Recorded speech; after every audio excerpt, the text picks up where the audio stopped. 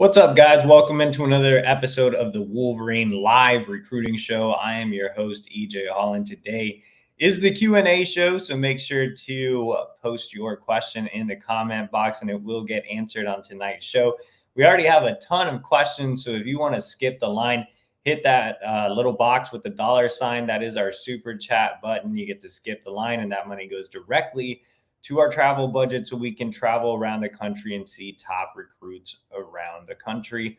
But yeah, we're going to dive right into the questions in a second. But we are sponsored tonight by the Wolverine magazine. If you didn't know, the Wolverine does have a magazine and it has a special commemorative edition coming out. You can order right now for $19.95. It's the Wolverine Special Commemorative Edition. It reflects on Michigan's 2023 season and the 2024 playoff triumph.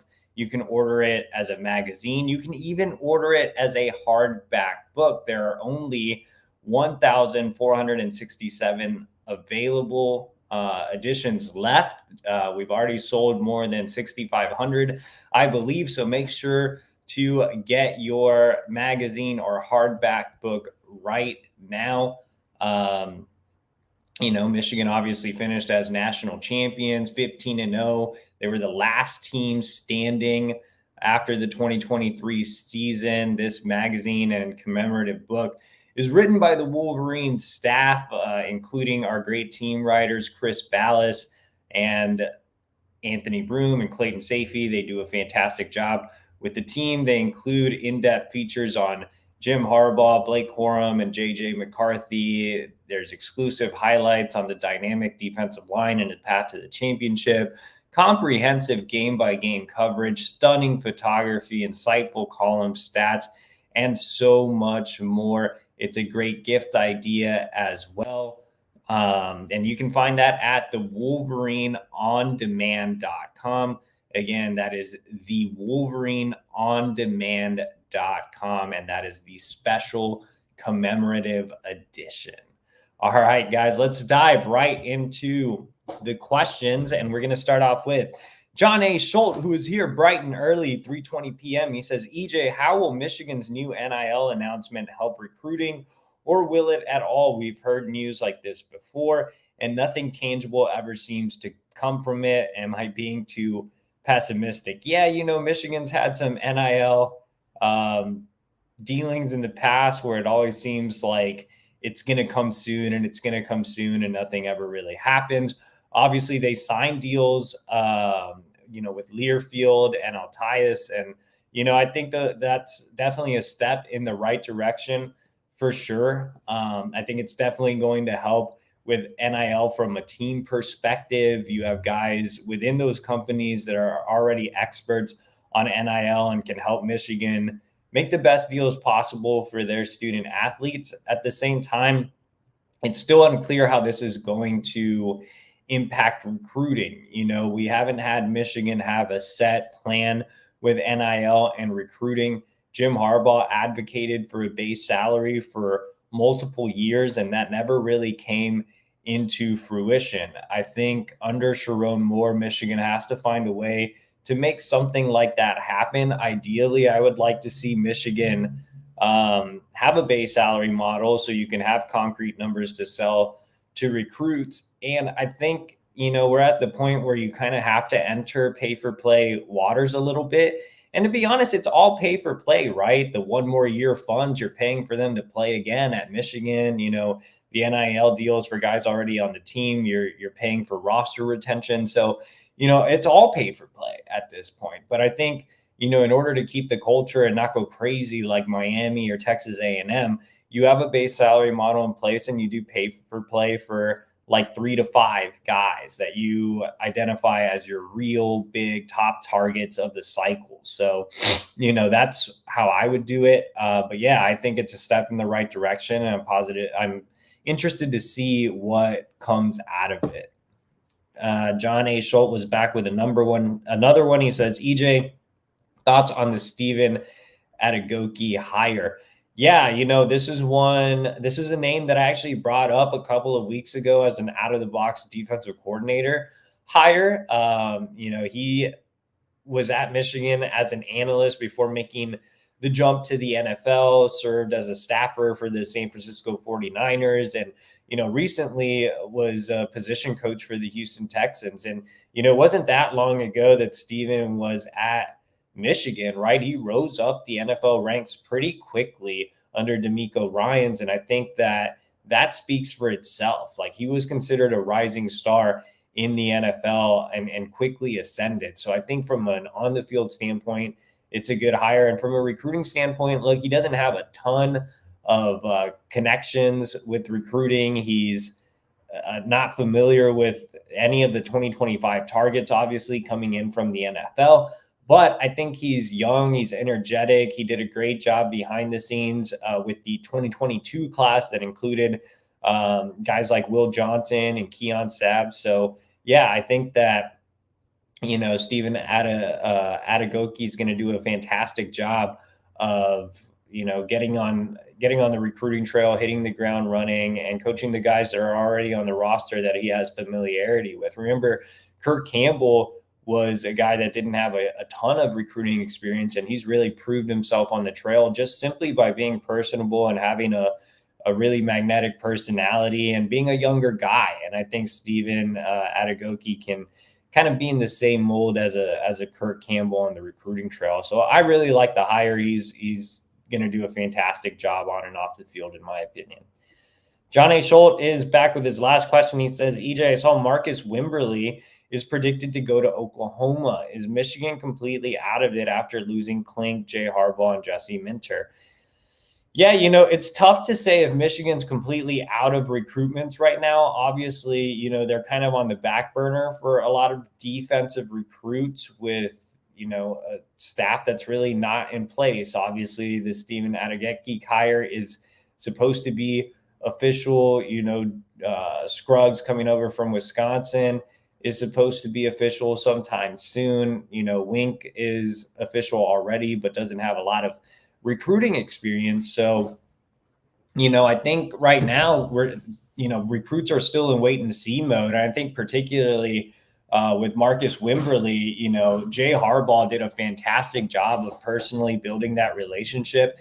And we always talked about Jay Harbaugh as this master of obscure areas, right? Like, he was a guy that did a tremendous job of identifying talent in small towns or rural areas. And obviously, Wimberly was one of those down in Arkansas.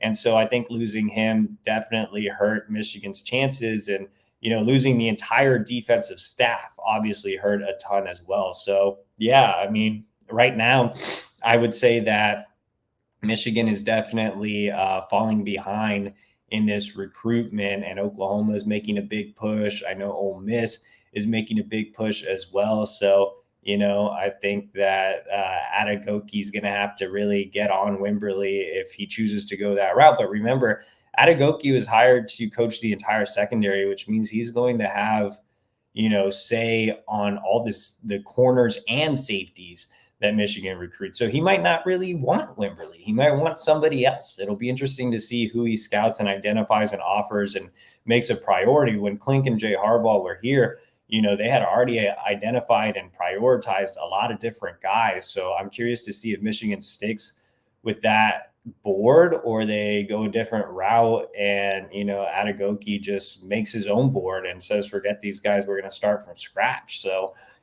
obviously I think Pickett will be on the board no matter what. Same with guys like Alex Graham and Trey McNutt. But some of these, early evals from Jay Harbaugh or Klink just might go by the wayside with Adagoki taking over the entire secondary. Let's go down to Go Blue 81. And he says, how do you think the Scruggs hire will help us in recruiting? So, Jordan Scruggs is expected to come over from Wisconsin. The hire has not been made official yet.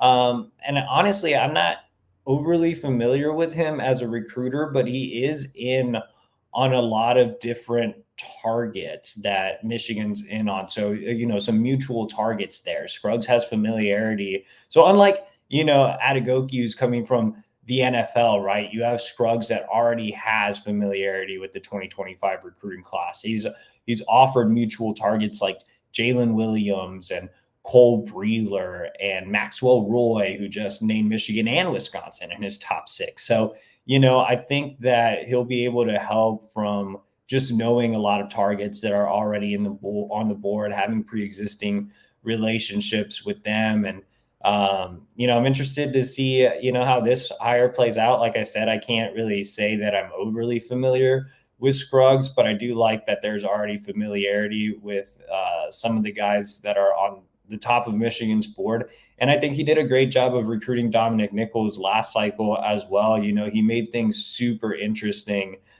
down the stretch in that recruitment before Michigan ultimately won Nichols over. And Go Blue 81 also asked who is on the thumbnail. That is Noah Winston out of Gonzaga Prep in Washington, D.C. He is a top 100 safety. I just had a story about him today. Sherrone Moore personally reached out to Winston. And like I said, I'm interested to see who rises up and down the DB board with Adegoke taking over in the secondary. But, Winston's a guy that, it looks like Michigan's going to continue to stay on since Moore personally reached out. Go Blue 81's back with another one. He says, how are we looking with Quincy Porter? We need to land a top tier wide receiver this cycle. Yeah. Porter is obviously very, very high on Michigan's wish list. Ron Bellamy was just there a few weeks ago. He's ranked as the number 32 overall recruit in the country. So basically a borderline 5-star. Rutgers is at the top on the on-3 recruiting prediction machine. He's not going to end up there.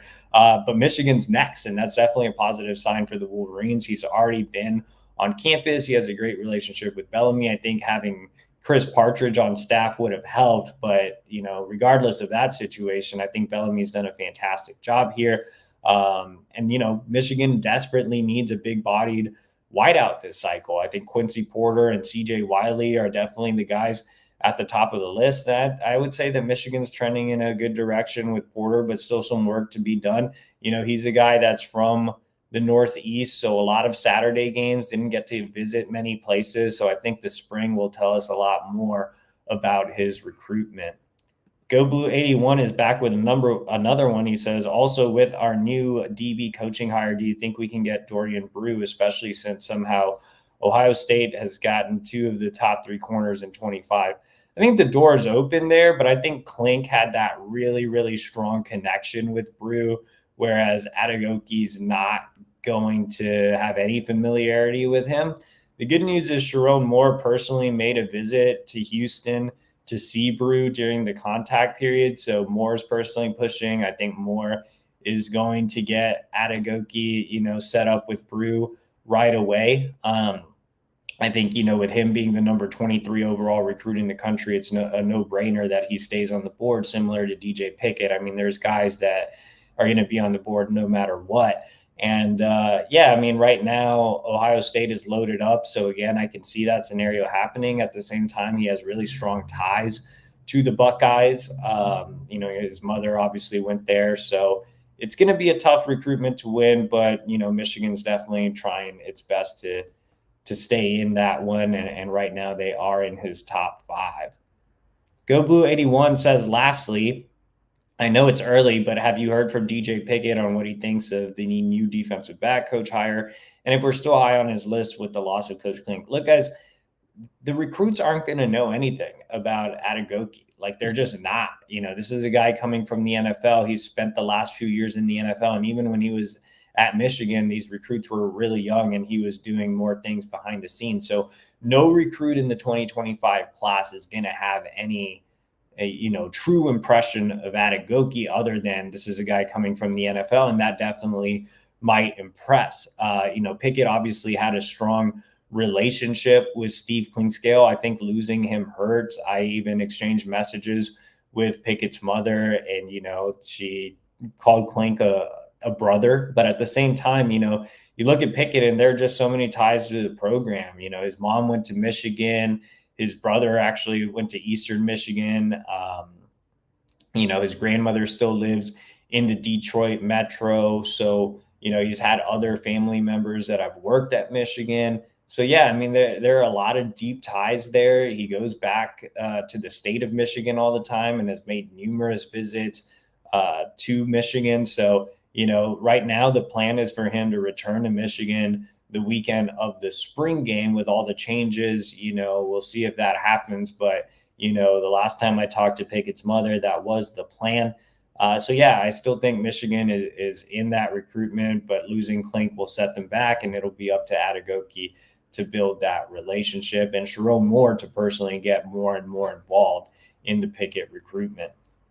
John A. Schultz is back again. He says, any Jalen Williams news? I heard he was looking at Wisconsin too, and with Scruggs here now, shouldn't that help us even if he posted that infamous tweet? So yeah, for you guys that don't know who Jalen Williams is, he is a 4-star defensive lineman / edge out of Chicagoland.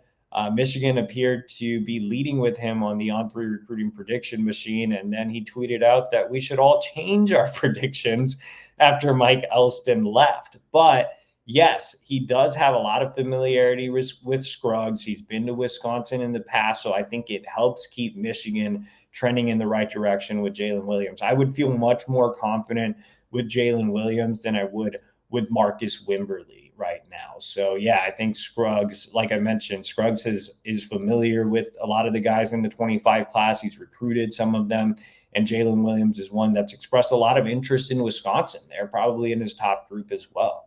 Let's go down to Jeff M. And he says, in your experience, roughly what percentage of high school recruits have a realistic view of their football floors and ceilings? What about their parents? Actually, more recruits are like aware, of things than you would think. They're not all like egomaniacs. Of course, you have a handful every cycle, but a lot of these guys, do appreciate the constructive criticism. Every, recruit or player pretty much wants to be a 5-star. I mean, that should be the goal, right? So they're just competitive by nature. So of course they're going to ask about their rankings and things like that. But I think they have a realistic view on what they can become, and they have certain goals to exceed those expectations as well. I think parents are a little more not aware. I think a lot of parents think their son is the greatest thing ever.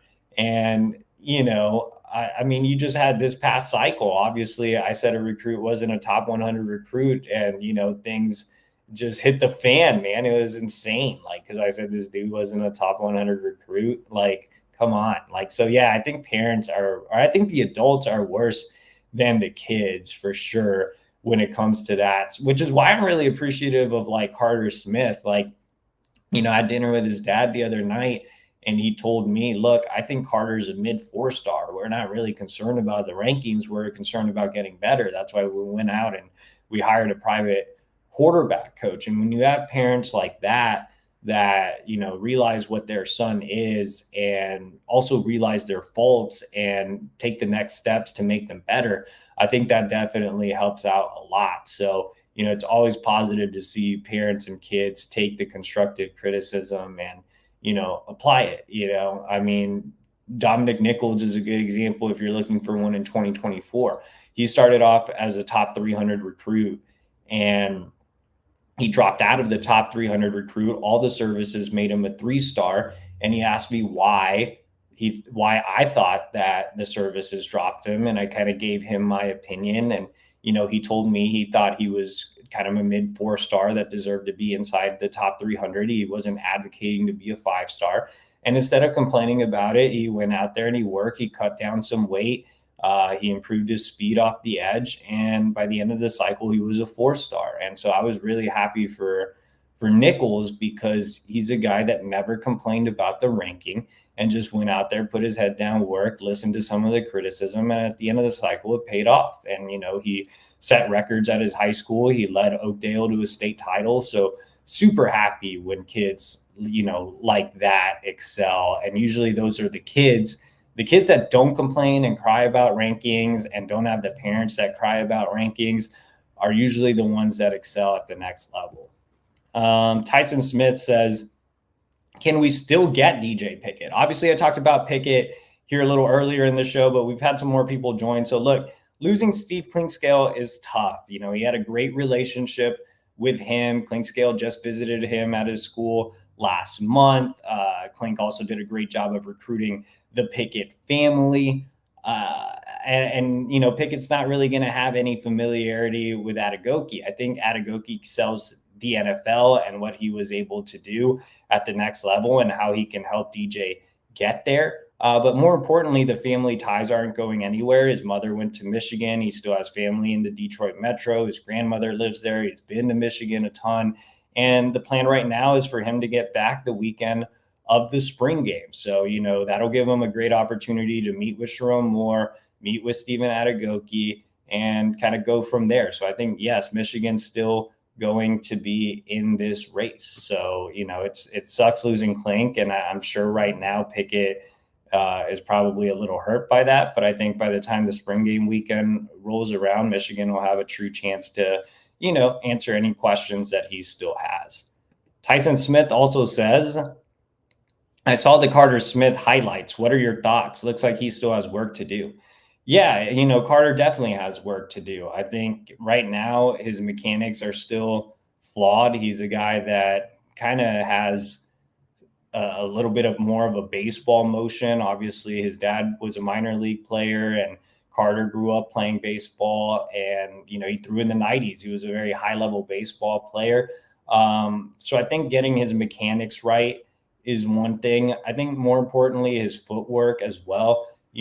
Carter even said himself, like, I have happy feet. I need to fix that. So footwork is definitely another point of emphasis. And then also, a lot of young quarterbacks struggle with this, but just using his lower body to unlock even more power. He has a ton of arm talent. I mean, if you're throwing in the 90s, you have the arm talent, and it's easy to see the deep ball on tape. But what's scary is Carter's not using his lower body at all. He's just flinging it with his arm. Like, it's insane. He's not using his hips, or not rotating his hips. He's not using his lower body. He's just flinging it out there.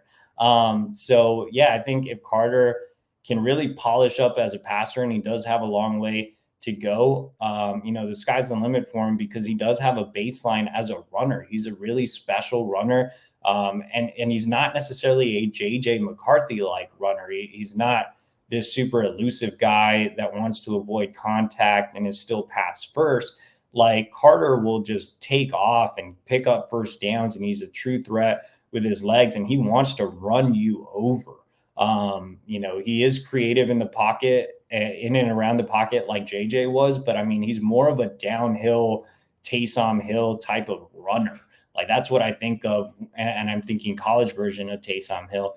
That's what I think of when I think of Carter Smith. He can, if he polishes up enough, he'll be able to make enough plays with his arm, but, the legs are what makes him so special. He's a tremendous athlete. He has a great arm. And the other thing about Carter is just the intangibles, the willingness to improve, to not really care about the rankings, to get with a private quarterbacks coach, to give up baseball, to pass upon the opportunity to make, hundreds of thousands of dollars to focus on football because that's your passion. I think that's very admirable.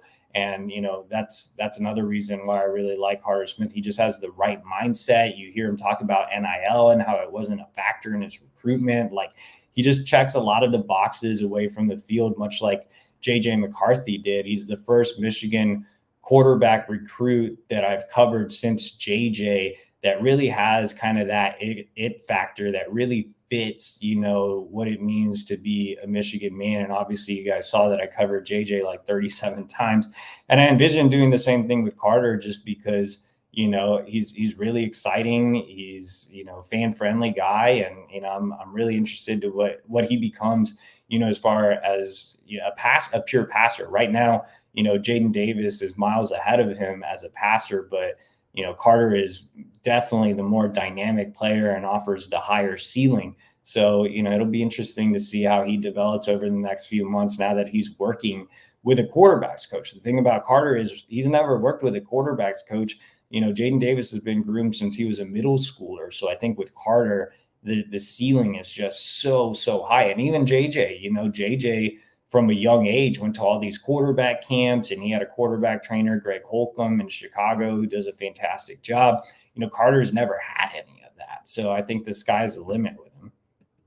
And Tyson Smith says, do you have a Valentine? Yes, Tyson, I do. So you unfortunately cannot be my Valentine. I I do have a wife. I am about to go to dinner after I finish this show. So, yeah, hopefully all you guys have a Valentine as well. And if you don't, then I appreciate you spending your Valentine's Day with me talking Michigan recruiting. Let's go down to Ralph Melvin, and we're going to try to speed up through the questions here because we are running out of time and we had a ton of questions. So try to give less long answers. Ralph Melvin says, I was hoping to get Lamar Morgan as a DB coach. I think he would have been a great recruiter. Look, I wouldn't sleep on Stephen Adegoke. I think he's going to be a great recruiter. Just needs a little more experience. CJ Mike 1024 says, EJ, thoughts on the NIL news. Is this going to actually help in recruiting, or is it more of the same? Michigan has NIL, but not really. I think it'll help for sure with roster retention and maybe transfer portal and, getting guys on the team paid. As far as the recruiting aspect of it, it's still to be determined. We just haven't seen a true plan from a recruiting aspect. So in my mind, we've heard soon so many times. So I'll believe it when I see it type of situation. CJ Mike also asked, do we still go after another quarterback in this class? What's up with running back recruiting and Mike Hart? As of right now, it looks like Harder's going to be the only quarterback commit in the class. I think they'll revisit the transfer portal maybe at the end of spring ball. And in terms of running back recruiting, it's pretty stagnant right now. Nobody really knows what's up with Mike Hart. He's still MIA. Running back recruits haven't really talked to him. He's technically not under contract now. Sherrone Morris personally reached out to some of the running back targets, but yeah, nothing's really going to pick up there until we get an answer on Hart's status, or if, I don't know, if they bring in somebody else. Enlei Wu says, would you say the new changes in coaches is an upgrade for recruiting?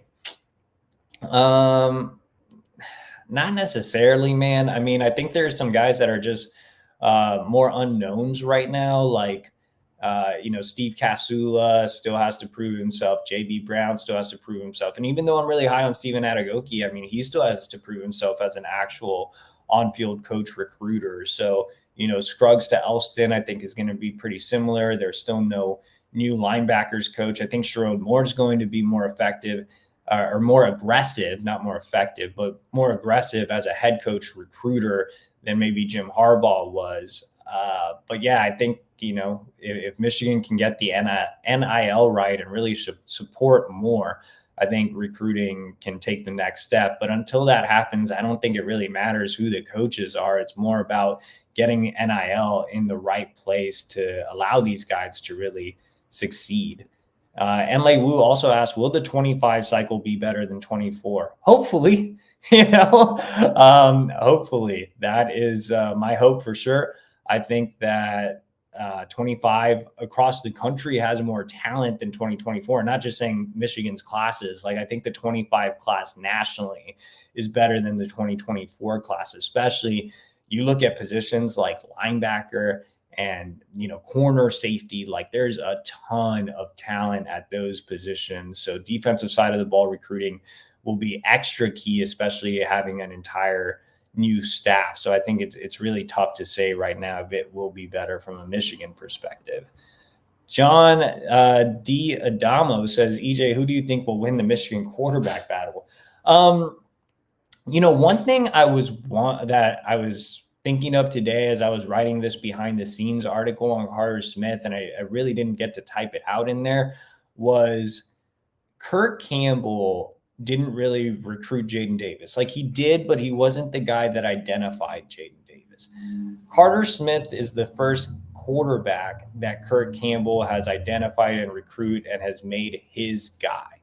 So does that signify a change in the Michigan offense going to more dual threat creative quarterbacks, kind of in the same mold as JJ McCarthy, but kind of not? Like I mentioned, Carter's not this elusive, escape artist. He's more of a downhill runner, a true dual threat running quarterback like Taysom Hill. And that's kind of what you have in Alex Orji. So are we going to see Alex Orji take the reins and then Carter Smith come in as well? I'm interested to see how the offense looks now that Kirk Campbell is the offensive coordinator. So if I had to pick a quarterback, it would be Alex Orji. But, I would definitely like to see someone with a little more experience come via the portal.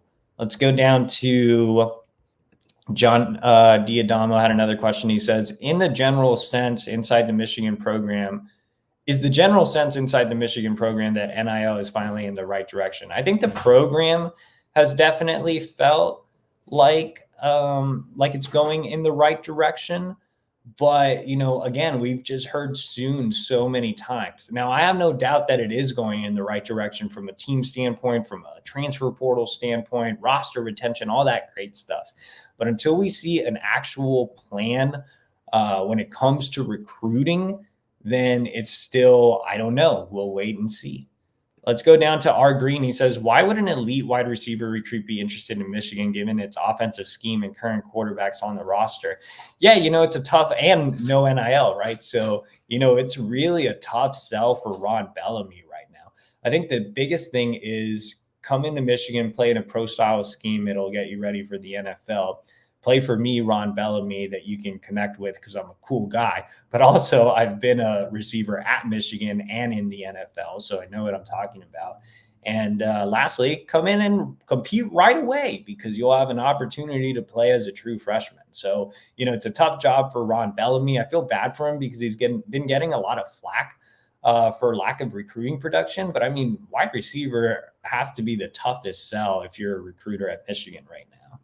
Let's go down to Enlay Wu again. He says, what are our chances with Khalil Lockett, Andrew Babalola, Andrew Marsh, and Marquise Davis? So I'm just going to quickly hit on these. Khalil Lockett, I think Michigan slipped there, but, Michigan's hopeful they can get him back for the spring game weekend. Babalola is set to come in this spring. I think he's going to be a tough land, just being a top 25 prospect as an offensive tackle. Andrew Marsh, I would say Michigan's top 5 right now, but again, I'm just a little afraid of a top 100 wide receiver from Texas and schools like A&M not making some type of NIL run. Marquise Davis, Ohio State could fill up at running back, and that could open the door for Michigan. I think Klink was doing a great job there, but with him no longer on staff and Mike Hart's whereabouts unknown, it's tough to say exactly where Michigan stands there. Borge Warner says, how many top 100 players are we in on for 2025 and beyond? I mean, there are a lot of top 100 players that are interested in Michigan. We just talked about some of them: Khalil Lockett, Andrew Babalola, Andrew Marsh, DJ Pickett. So, I mean, there's a lot of guys that have interest in Michigan. It's all about, sealing the deal with them and getting that NIL plan in place because any top 100 recruit is going to command NIL. Go Blue 81 says, any news on Bud Coombs and who's recruiting him since Mike Hart is not around? Yeah, I had a story up on Bud. Obviously he's an on 300 recruit, 3-star in the industry ranking, but on 3 is really high on him. Penn State's considered the early favorite, but Penn State already has a couple of commits at the running back position. So, his recruitment's pretty wide open. In terms of who's recruiting him, it's really just Sherrone Moore right now. Sherrone personally reached out to him, but running back recruits aren't really hearing a whole lot from Mike Hart right now. P Maximus says, did Tuttle get his 7th-year appeal? I'm not sure yet. That's more of a question for the team guys. Why all the secrecy with the Mike Hart situation on whether he is our running back coach or not by now? I'm not sure on that either. I mean, he's technically not under contract, and I don't know. I would say maybe he's having a tough time finding another job. Like, I don't know. I wouldn't expect him back right now, but it's not like his departure has been announced either. So maybe there's still a chance he does. It's just a really weird situation. Let's go down to Marc-Antoine Bousseret. He says, what is the situation for Coach Hart? Same thing. Like I said, it's kind of just unknown. We have to wait and see if Sherrone Moore makes any type of announcement.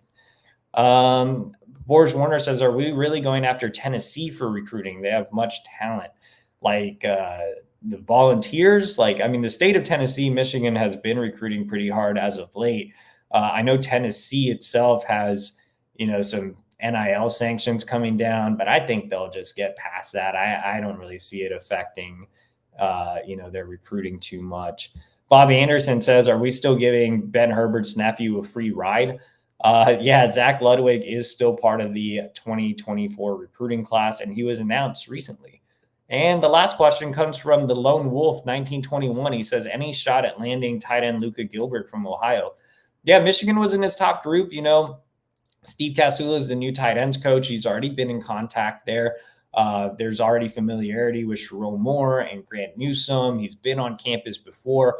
But Ohio State has a lot of ties there, and they're considered the on-3 recruiting prediction machine leader. But I would say Michigan is definitely in that top group for sure. So, yes, thank you. We've made it through all the questions. Thank you guys for joining me today.